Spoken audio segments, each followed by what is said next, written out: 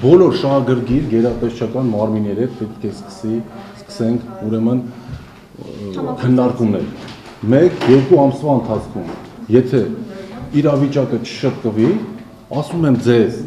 իրավիճակը ինքն իրեն գնում է դեպի փոխադրողները լուծարվեն։ Թե այստեղ ինչ գաղափարներ դուրս կգա, կհավաքվեն խոշոր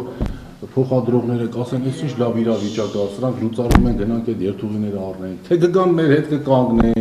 հասկանում եք, մենք եկել ենք խոսենք հենց վարորդի մասին, որ ամբողջ բեռը գնում թափվում այդ վարորդի գլխին։ Եթե 1 ամսվա, 2 ամսվա ընթացքում մենք լուծում չգտնենք, իրավիճակը ինքն իրեն գնում է դեպի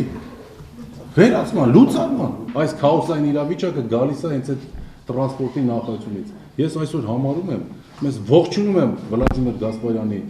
ուրեմն ոստիկանության ներգրավումը, ես հասկանում եմ, որ մենք տրանսպորտի նախարարություն չունենք։ Մենք ունենք մի նախարար, որը խորհրդ, տեսեք տնան, որ մի նախարարը հասարակական կազմակերպության ներկայացուցիչ չունի իր խորհրդատուն կամ տեղակալը։ Մի հատ ասեք տեսնեմ։ Գագիկ Բեգլարյանը եկել է, էլի հին տեղակալները, խորհրդականները, դոնոր փնտրիչները նստել են իրան բաներ են ասում, արի օրենքը sense մի քիչ տանենք, բերենք, գնանք գումար ուզենք։ Դրանից էլ վատ բան, օրենք դրելու համար փող են ուզում։ Արեք նստեք մենք ձեզի ձերի ասենք ինչ եք անելու, ոնց է ոլորտը փոխելու։ Վարորդները հայրենական պատերազմի մասնակիցների նման կամաց վերանում են։ Այսինքն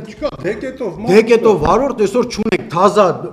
թազա մարդ չի գալի այսօր դեկետով։